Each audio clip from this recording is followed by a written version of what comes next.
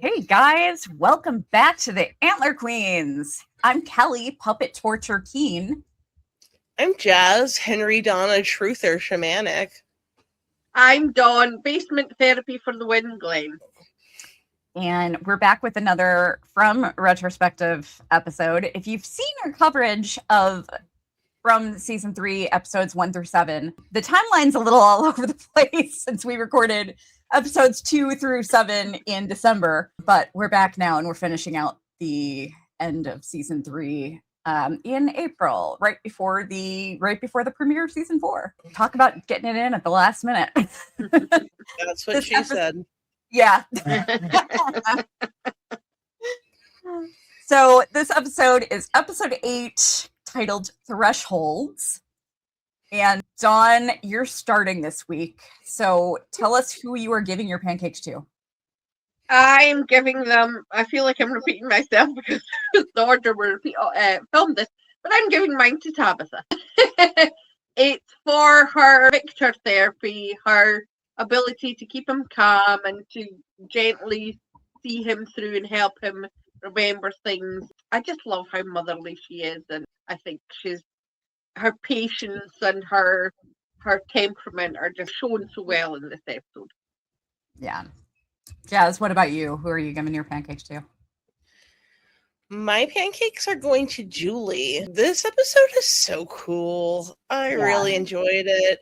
And the first time I saw the reveal of the rope throw, it blew my fucking mind. Yeah. I was losing it. Yeah. I was literally shouting at my screen. I thought Julie was so brave to even do this.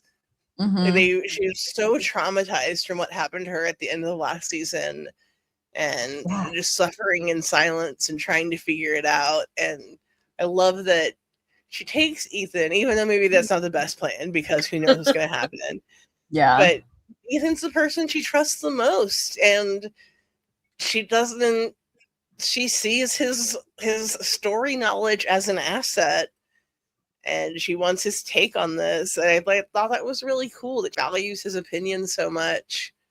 It reminds me of my relationship with my little brother a little bit. He's not as smart as Ethan. Sorry, Alex. I'm just being mean. He's a brilliant boy. But yeah, I just thought it was so cool. And I love the who threw the rope was such a big mystery in the fandom. And the resolution is Julie, and people stopped talking about it immediately. It just went away. People out there like, no, they never answer anything. And I was like, that was like a huge thing. Yeah. And you guess because you guys weren't as hyped for the answer as I was, doesn't mean that it's not a great reveal. Yeah, seriously. I've got that in my list. But I too am giving my pancakes to I feel like I should give them to Julie because I'm still convinced that she went back in time to save Boyd's life and that Boyd actually died in the well. I loved watching Tabitha basically be a mom, a good mom. She calmed Victor down so well, and I love that he needs her the way that he does, that he relies on her the way that he does. I love their relationship so much. Yeah. And kudos to Sarah too for being so patient with him and then having the nerve to go get Tabitha after Tabitha threatened to kill her. Yeah. Let's go to our top 5s. Dawn, what's your number 5? Ellis's general devotion to Fatima. Not a specific theme, just throughout this episode, how much he loves her and that he would do anything for her and would give up his life. He is married to her in the way you should be married to her. Cough, Jim. He's I'm just laughing at Jazz's face there. When he says to Boy, if Mom, if you had had a chance as Mom to stay with her after what happened, wouldn't you have done it? And that's it's a real cut to the heart of this, that it doesn't matter what Fatima does. It doesn't matter if she's killed Tilly. It doesn't matter what she's done. Ellis loves her so much, and he is put into action that love, and it's just lovely to see. Yeah, I like that. Jazz, what's your number 5? My number 5 is Randall apologizing to Elgin. Yeah. I Yeah. finally have a Randall moment I don't hate. Yay. It was just nice to see him be sincere and actually sorry about something, because what he did to Elgin was insane. It made no sense. It sucks to get puked on. It's terrible. It was one of the worst experiences you can have as a human. But Yeah. but it wasn't. He didn't do it on purpose. He wasn't trying to assault him with his vomit. It was an accident, and he's just Yeah. like, "You freak!" Yeah, not like such a massive overreaction. It was just a nice moment between those two characters who had a lot of tension between them, and it's nice to see Randall like slowly start to turn around.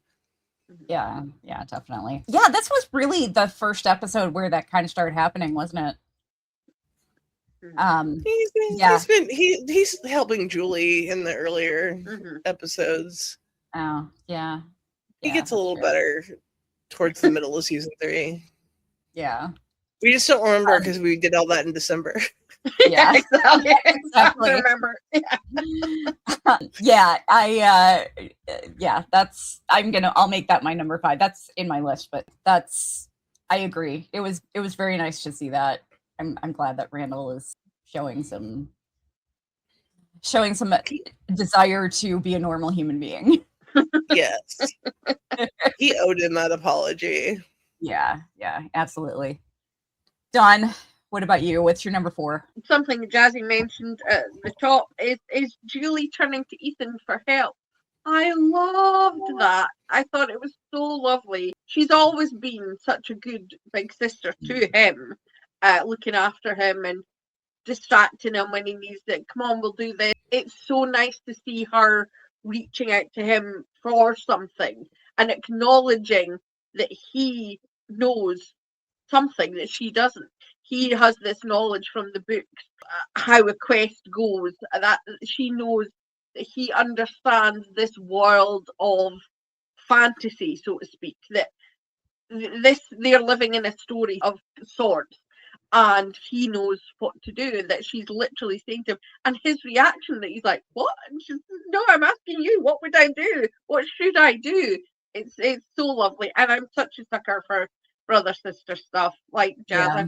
I've got 2 brothers, so anything brother and sister just gets to my heart, and I really love that, and them holding hands as they walk in. Yeah, that was super sweet. Jazz, what's your number 4? Henry and Donna banged. I am convinced of this. I haven't convinced Kelly, even though I support all of her theories. When we last see Donna, she is in the bar with Henry, and they are getting drunk. Henry's already drunk. Yeah. And we leave off Donna. We don't know what happens after that. When we next see Henry, he's coming out of the back of the bar, pulling all his clothes back on. He's like, oh goodness, who's coming in? They banged.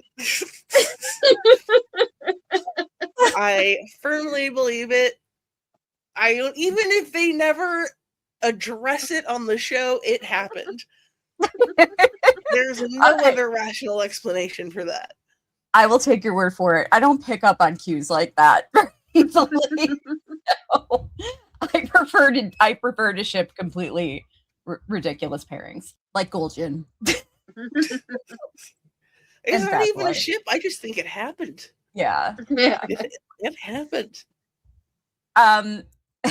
Yeah, so my number 4 is the same as yours, Dawn. Ethan and Julie moment. I had it higher, but I figured I might as well just throw it up for now. It was really beautiful to see her look to him for advice. I love that she literally got down on his level and was kneeling in front of him when she was asking him for advice. It was really sweet. I like the 2 of them together a lot.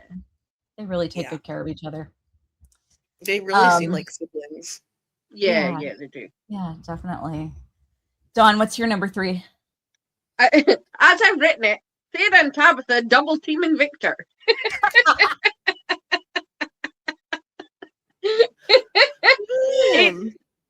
It's the way that they work together in this. We've seen over this season 3 and season 2, particularly with Tabitha and Victor, how they have both developed this really interesting relationship with Victor, and completely separately for reasons which are obvious. And then to see them come together there, and the way that, first of all, Tabitha sort of takes control and calms him and settles him, and Sarah's just standing off in the corner watching the way she does so much in town. And then she has the courage to voice and say, and what was the weather like? What was it like then? That she understands what Tabitha's doing and is managing to dovetail into it and do it as well. And then together with them, both working together, that they get through to Victor. I'll talk more about that as the episode goes on, but I thought it was a really lovely scene. Nice. Absolutely. Jazz, what about you? In a similar vein, my number 3 is a 2-parter, but it's all about the basement. The first half is Victor yelling at Sarah for not being able to do the voices right. I know that it was not intended to be comical, but I was howling. Sarah, no! You're doing it wrong! So mad at her for not being able to understand his needs. We've said it a million times, but Scott McCourt's portrayal of this character is so genius. And his just the way he reverts small self-harm when he's frustrated. He's just such a little boy trapped in this body. And especially this season, he really deserves nominations for his work on the show and for this character. That scene is so fantastic. And also just overall the exploration of that with him and Tabitha and Sarah. We already discussed it a bit, but it's just, I love the 3 of them together. It's a great pairing. They are all fantastic actors. And the reveals were so great. We learned so much in this episode. Very cool. Yeah. I had that slightly higher, but I'll make that my number 3. It's kind of both of what you talked about, just that whole scene. Dawn, I like that you worded it the way that you did, considering your theory that Sarah is Eloise and Tabitha is Miranda. Yeah, that goes to a dark place. I really meant tag teaming is what I meant in my head, but yeah, that was what I'd written down. I love when Tabitha gets to the basement stairs and she's walking downstairs and Victor's just desperately reaching out. He's like, oh my God. Yeah. The translator's here. Yes. He gives her the doll. He's like, okay, here, you do it. Yeah. He's brilliant. Yeah. I'm glad Sarah came in clutch with the right questions, because they totally forgot about the fact that you have to start chopping off Jasper's fingers in order to get him to talk. So, I know it's not in this episode, but the scene where he has Jasper up in the attic in the rocking chair and he's like, yes, that's the funniest thing that happens in the entire. And I know this isn't a comedy, but still, that is the funniest moment in the entire show. Yeah. It is pretty hilarious. Dawn, what's your number 2? Well, I'll just talk about now that I think that Sarah is Eloise. And I'll tell you for what. First of all, that it's only when Tabitha and Sarah work together that he remembers everything about Jasper. So it's Miranda and Eloise together. Yeah. That obviously he's formed a very sort of sisterly relationship with Sarah. And when he talks about, when his memory comes back and he's talking about Eloise was playing hide and seek and he ended up looking for her in the church. She never hid there before, but it was in the basement. And Sarah, we know, has spent lots of time in the basement, first with Father Capri, but when she went through the faraway tree, she ended up in the basement. I'm convinced Sarah is Eloise. Yeah, So, it's I think you may have convinced me on that too. Yeah. That's a great theory. Yeah. I thought I was really thinking it would be Ethan, if anybody. Possibly Julie.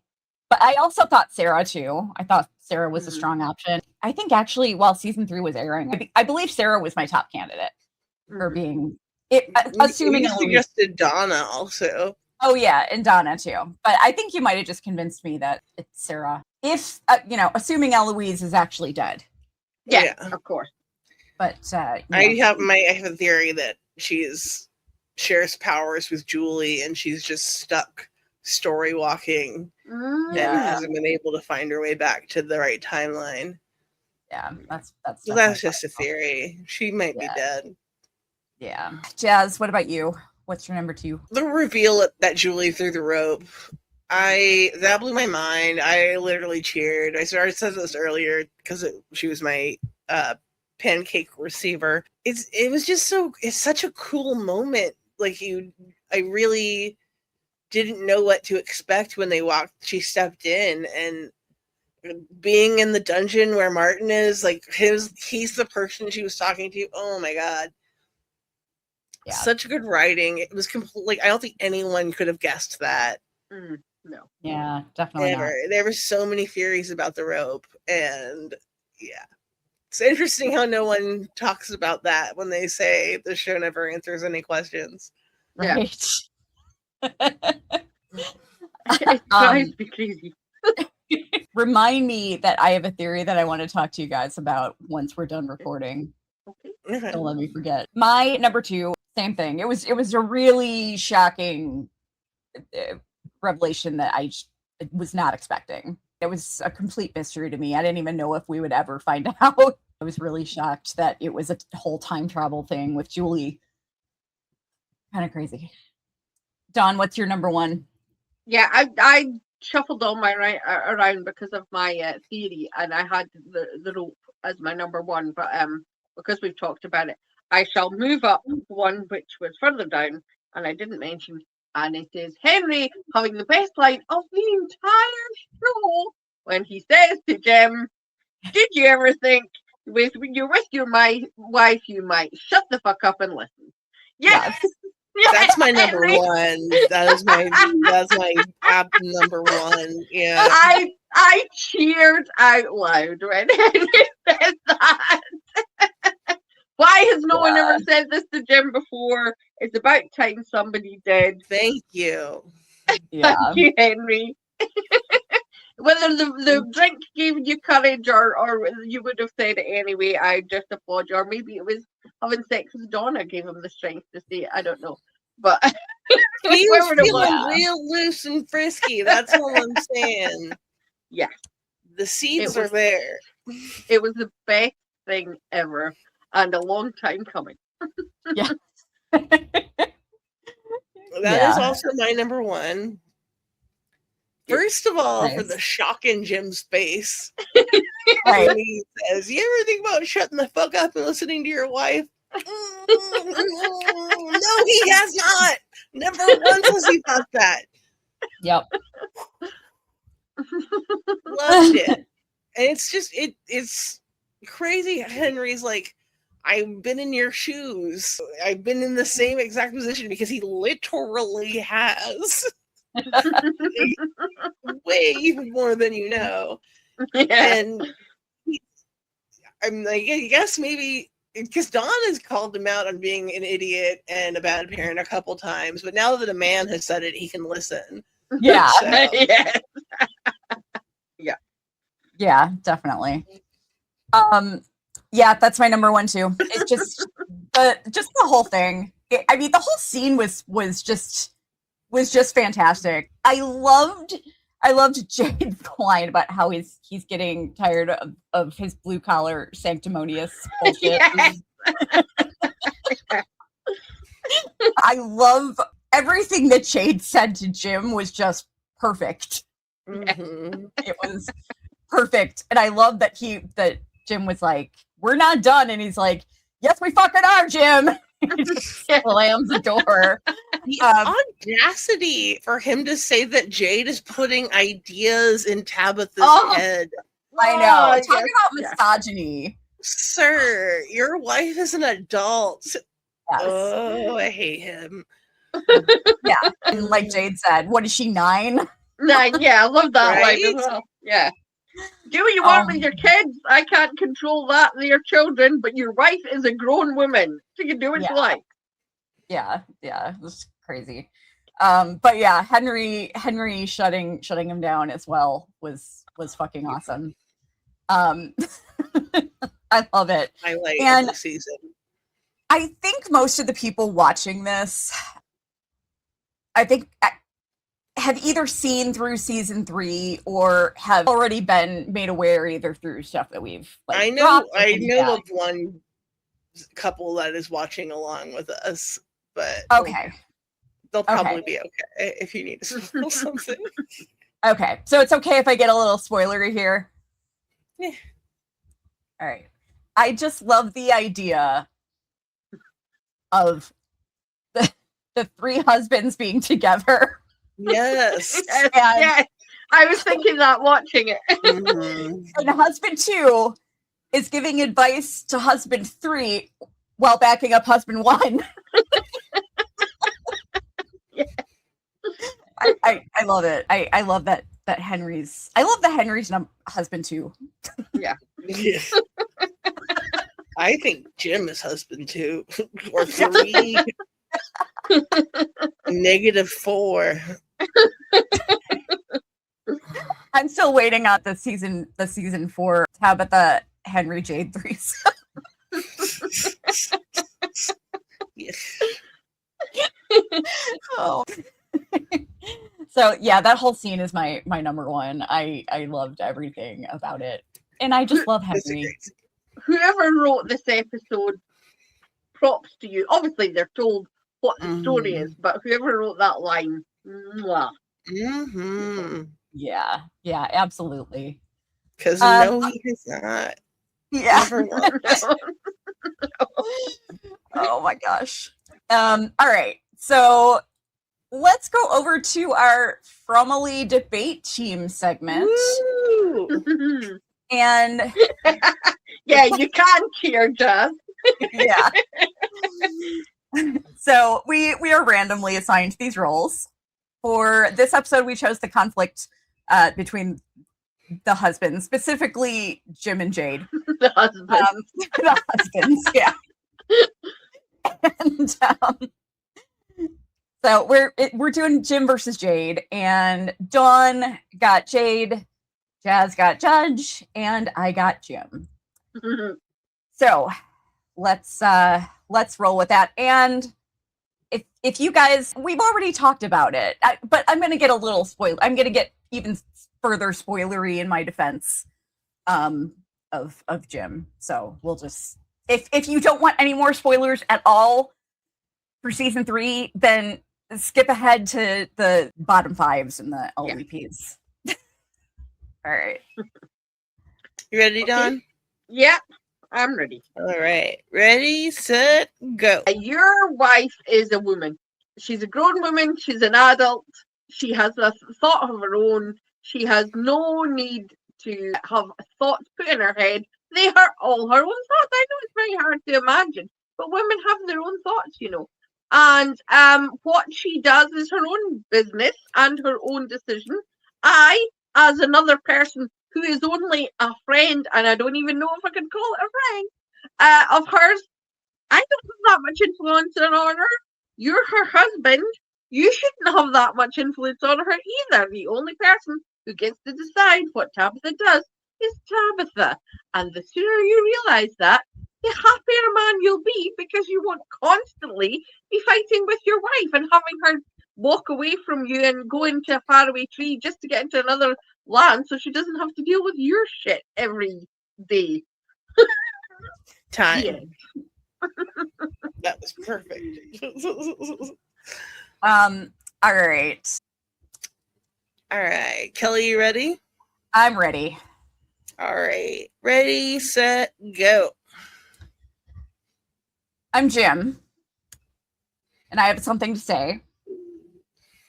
Well, I just saw my wife today. She was in the woods hanging out with Jade. They keep trying to solve this nightmare town, but I wish they'd stopped because I'm now on the ground. My throat's wide open under the sunlight. Jade and Tabitha probably banging. My throat's wide open. All right, that's all I have to say. Sorry. You still I'm have sorry. 18 seconds. You could have done a That's all whole I have other to say. verse. That's my only defense. My only defense for Jim, I can't defend Jim. My defense has to be a Creed joke. Any I couldn't have done defense includes the word banging should win, definitely. Yeah, Mm. yeah. I'm just sad that I won't be able to make any more Scott Stapp jokes. I am giving it to Dawn. Sorry, Jim. Even though I extra bonus points for performance. Definitely. I My gave you a Scott- gold star. My Scott Stapp impression isn't really all that great, but I tried. It was excellent. All right. Okay, so let's go to our grapes and our downers. Dawn, who are you putting in the box? It's Jim. It's Jim. It's no surprises. It's Jim. Yeah. That's all I have to say. Yeah. That's pretty reasonable. Yeah. Jazz, what about you? In a surprise twist, it's not Jim. Oh my It's God. Elgin. Oh, well. And I hate that because I love Elgin, but he ended this episode kidnapping a woman. So watching him drag her down those stairs damaged my psyche. It hurt my brain and soul. Yeah. And yeah, I took that personally. I was just gonna say I can't fault Elgin just because he and Fatima are both being used. Like the town made her kill Tilly. Mhm. The town's making him kidnap Fatima. It's like I can't really like. The only difference between Elgin and Sarah is that we got a chance to like Elgin first. Yeah. They're in the same exact situation. Yeah. And Fatima too, because Yeah. I mean Fatima essentially killed Well, Tilly. no one's tricking Fatima. She just is being in used. control. Yeah. What if the creature's entity, whatever you want to call it, is forcing Jim to be misogynistic? Explain the drive-in. Yeah. Oh yeah. Oh man. Yeah, I have a feeling that he came in with that. Yeah. It's all his own work. So, considering who you are putting in the box, Jazz, I am switching my box occupant to Ghoul Woman, to Kimono Lady. For horribly fucking with these two sweet souls. She sucks. Yeah, she's a bad person. Yeah. Get away from my son and daughter. She's a mean, desiccated corpse. Yeah. Yeah, she definitely is. All right, let's go to our bottom fives. Dawn, what's your number 5? It's Donna and Boyd fighting. Yeah. Don't like it. I hate that. I hate when they're fighting, and I in this case, I think I can see both points of view. I mean, Boyd is right to protect Fatima because Sarah's still alive for a start. But Donna is right in that people will, you're going to have to deal with people, and but I hate to see them fight. It just leaves me unsettled, and I don't want that. Yeah, I hear you. Jazz, what about you? I actually had that as my number one, but I will discuss it now just for ease. I hated that fight. I hated it, the look on Donna's face when she found out what it was Fatima. Yeah. I hated her leaving them with an ultimatum. And yeah, it was just brutal. Ellis volunteering to take the fall for her. Yeah. And Donna being like, that's not enough. She's still full of crazy juice. We don't know what's going on. Yeah. That situation is unwinnable.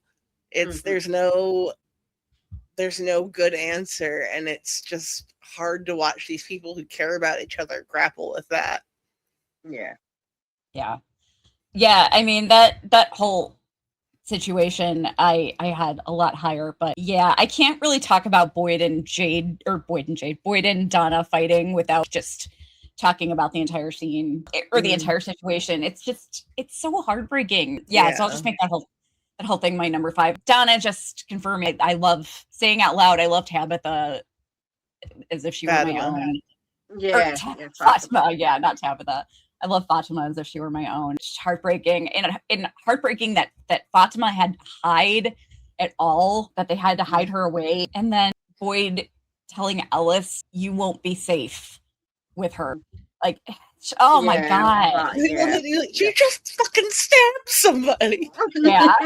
Yeah. How do we know she won't do it to you? There's no guarantee. And knowing all the history with Abby, that's why. Him having to lie so much. Was I hated having to see him lie as much as he had to. It's just, God, it's a terrible situation. Boyd is having to revisit this all over again. And this time first it was his wife that was the killer, and now it's his son's wife. I don't think that's a coincidence. No. I mean, I've been kind of vocal lately about my theory that Fatima and Ellis did not fall in love naturally. I definitely think the town put them together. There's that huge painting of them, of what looks to be them, that Miranda, we assume, painted. And plus there was that line from Dale when they were taking the vegetables, and he was like, trouble in paradise, like the town put them together. The town put them in each other's paths, but I still think they fell in love on their own. I mean, I don't doubt the two of them.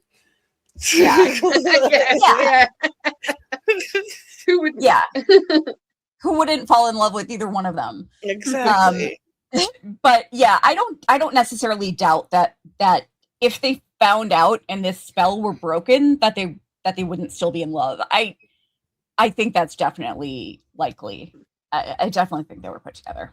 So that my number 5 is just that whole situation. It's just it's heartbreaking, especially because it's someone as sweet as Fatima. I keep wanting to say Tabitha, like I do that. I keep mixing them up verbally as well. I don't know why. All right, John, what's your number 4? Is Elgin putting his IV in? I don't know what you call that. Went to draw the blood. Obviously, he's being controlled by the power. They also helped him magically find his vein first time. I thought that was quite. That is really precise control. That part. Don't even get me started. How many times have we been to a phlebotomist or a nurse, and it's taken them like 4 times, and they're trained, and he just got stuck 11 times the last time I went to the doctor, and the last one was through these 2 knuckles. Oh yeah. I'm a very hard stick, and I told him that, and he was getting mad. And then he did that. It's like you were doing it deliberately. I'm hiding my veins from you. I kept apologizing. He's like, "Don't apologize. It's fine." Jab, jab, jab. Oh my God. I spent a few weeks in the hospital after my car accident, and there was one particular incident where I got really sick, and they had to take me off of food and put the IV back in me. But I was so dehydrated because I had been throwing up like for a while. I ended up with both of my arms propped up on stacks of pillows with ice packs on them.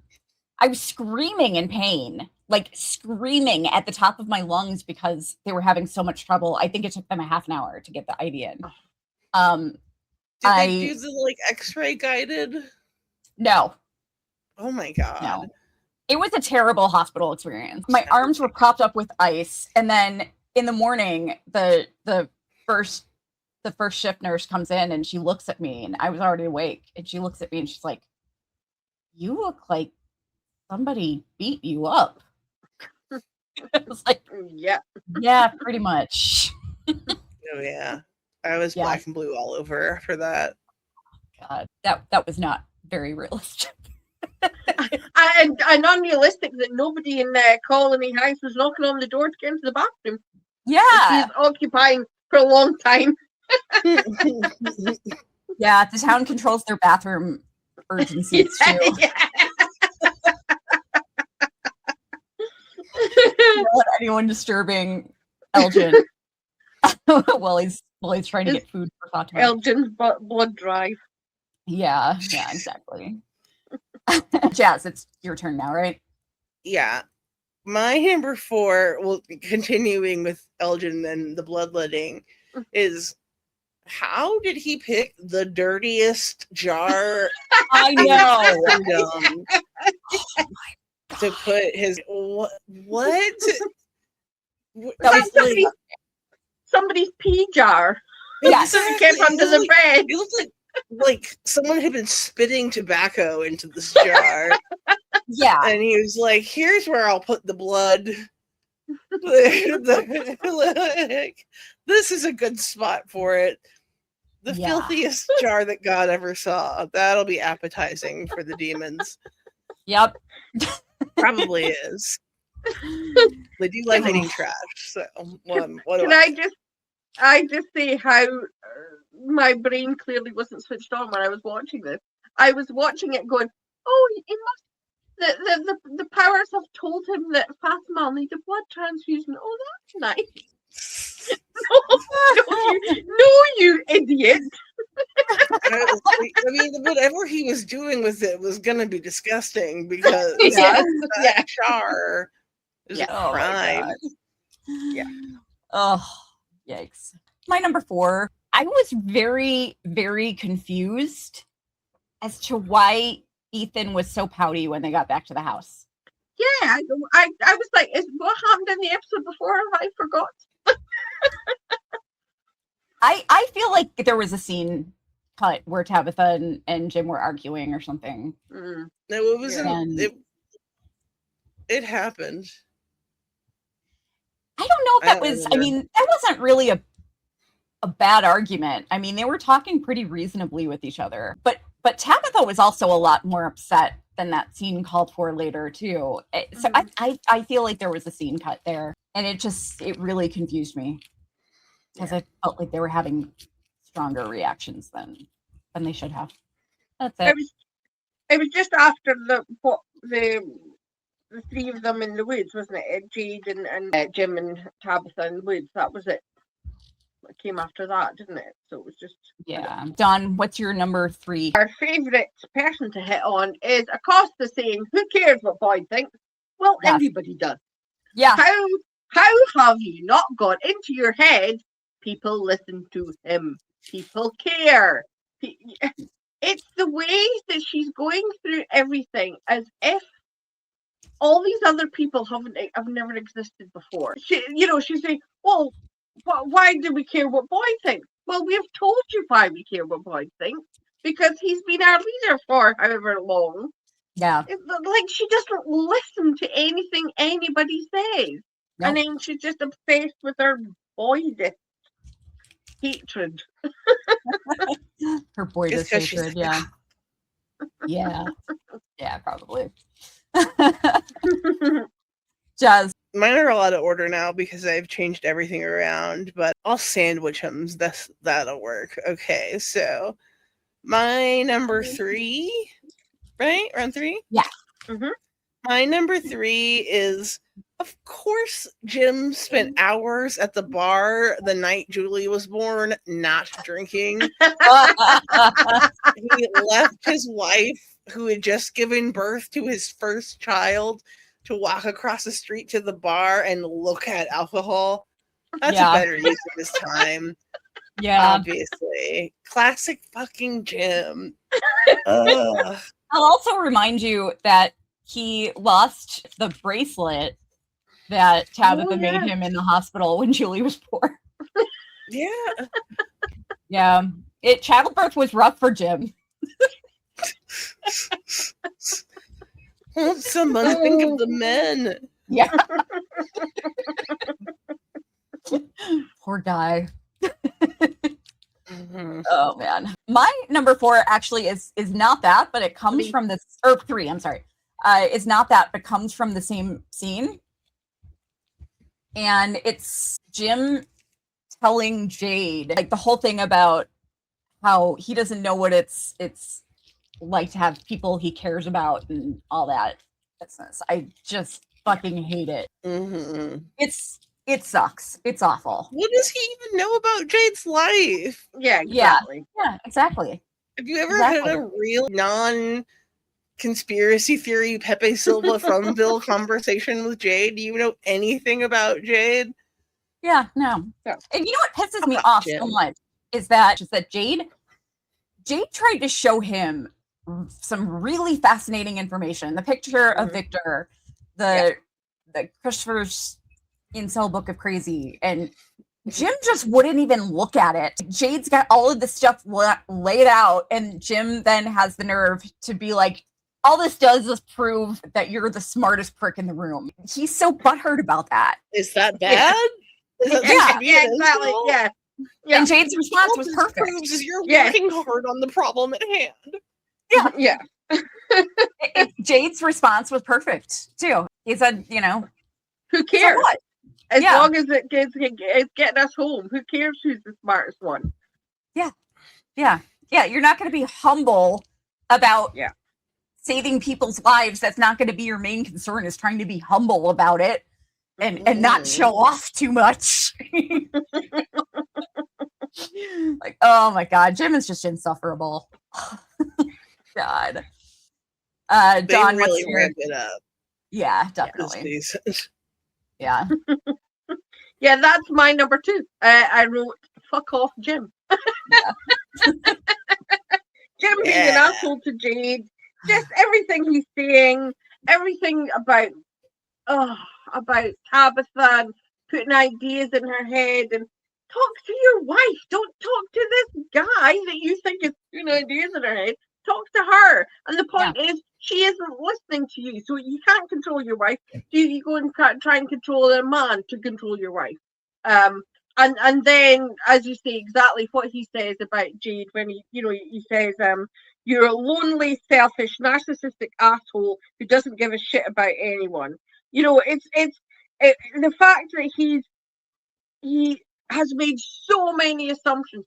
I have people I care about in this world more than you ever will. It's that kind of attitude you see online. Like, oh, if you haven't had children, you can't speak about this. Yeah. Jade walked into the monster tunnels for his Yeah. daughter. Yeah, exactly. Yeah. You are. You guys know I hate Jim. Have you heard the good news? Yeah, I love that he brought that up too, that he was the only one who had done anything to try to get them out, to get his wife and kids out of there. Yeah. Of the two of us, who's doing something? It's me. I have to say to the writers, it's such a rarity, in horror especially, to have a bad guy who isn't a bad guy because he's evil. He's just a man. Yeah. He's a bad guy because he's a man. Who's just disappointing and irritating. So it's very good, but also It's terrifying. Yes. Yes. It's the most realistic horror in it. It's just the grinding, never-ending. But why? Yeah. There was a Imagine- deleted scene right after the bar scene where Jade came back, and it was Jade and Henry, and a bear came up to the door and was pounding on the door, screaming, "Help! There's a gym outside!"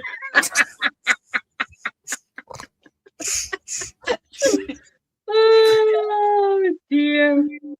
We're Yeah. always choosing the bear. Oh, choose the bear. Over jail. I'll Yeah. take 12 bears. Yeah. Why haven't we got a working relationship with an all-male prom podcast? I don't understand why. Can't imagine why. Oh man, I'm surprised we have any male followers. I'm sure we'll get some. Yeah, We are all married to men, believe it or not. Yes, yeah, we are. For now.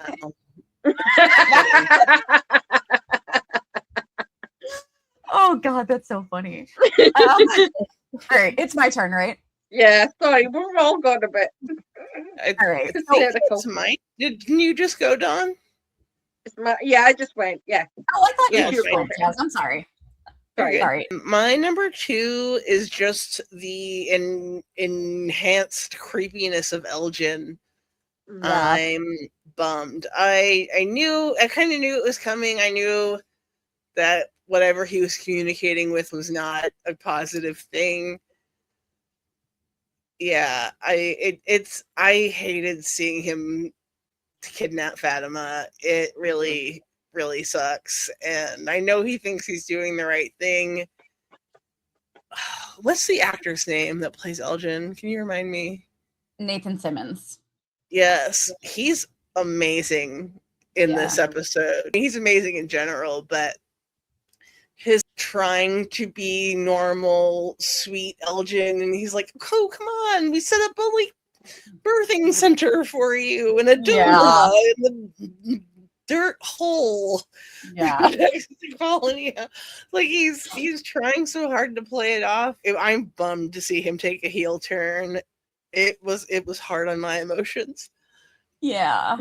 Yeah, definitely.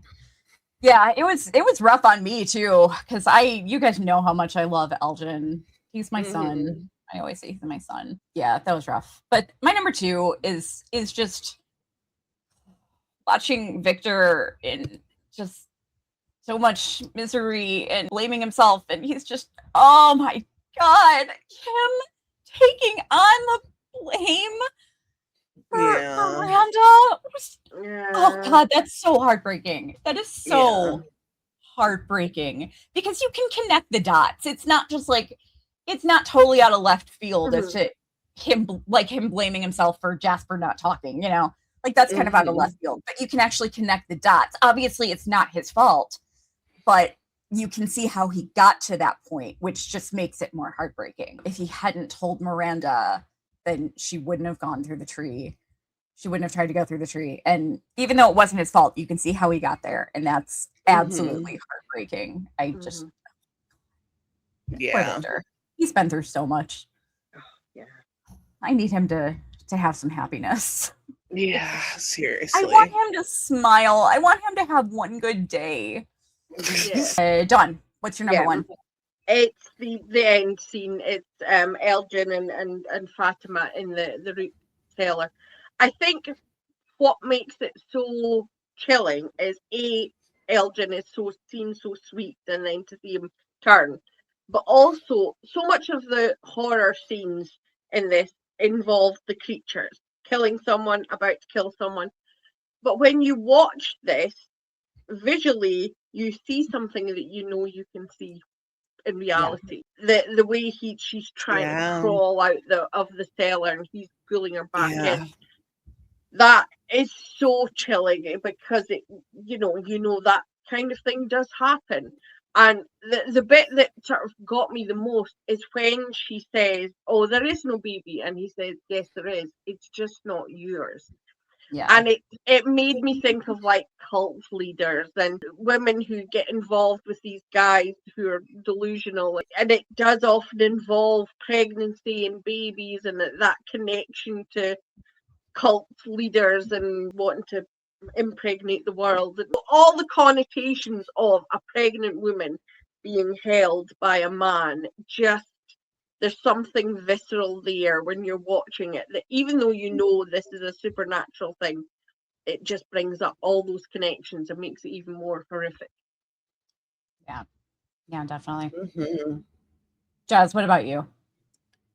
My number one is Jim leaving Ethan the second that Julie becomes available so that he can go scream at Jade to stay away from the kids he doesn't want to take care of. Yeah. Why There's not? something I have to do. Yeah, no, there isn't. Really? Yeah. What you have to do is parent your fucking kids. Yeah, exactly. Why do you need to go yell at Jade? Why, like, what is that accomplishing? Literally Right? nothing, because you just got told off and then told to shut up by an old man. It was fantastic. We loved it. Yeah. But like, it's all he does is like yell and scream about how he needs to protect his family, but then anytime he's around his family, he's like, deuces, gotta go. Yeah. Yep. Pretty much. My number one is the whole thing with Elgin and Fatima and the whole kidnapping thing. It was brutal. And all I'm thinking this time around is just like, you know, having seen what happens with the birth and everything. My God, this woman goes through so much. It's horrific. Like, I hate pregnancy horror. Yeah. We talk about this a lot, and woohoo! Yeah, So this is a rough one. The fact we've just gone back and watched the whole series in the past few weeks and seeing how Fatima was before this, being reminded how light and joyous and positive It physically she was. hurts. It really does. Yeah. Yeah. It's awful. Yeah, it's brutal. And to see sweetheart Elgin being the one doing this, it's just it's so hard. Oh God, it's rough. We know we just covered this the other day, but the speech that Donna gives about maybe this is a good thing, just it hurts. Yeah. It hurts. Yeah. It's definitely. such a bummer. It's a rough one for sure. All right. Can we get all of the cast to do a sitcom after this? Yeah. So we can appreciate them all in happier times, please. 47 is enough. They all live in one house in San Francisco.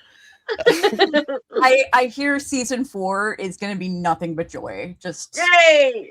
Pure absolute joy. There's a bouncy castle comes, and then there's an ice cream van, and they decided to put on Hair, the musical. Yeah. Yep. The water at the Brundle suddenly turns clear. They have a big beach party. 5 toilets spring up in Colony House. Yeah, exactly. Jim suddenly becomes from Where Only Good Things Happen. That sounds Jim reappears as a new improved version of Jim, who's like the best guy ever. It's Paul Rudd. Yeah. Yes. The better of the two guys that he looks like. Oh God. All right. Do you guys have anything you want to discuss? All right. I don't think so. Awesome. Okay. Well, we are almost done with season 3. Woohoo! Can't wait to start talking about season 4. So excited. We are going to do a preview episode. The embargo lifts on the 15th. So I don't know when this particular episode is going to go up.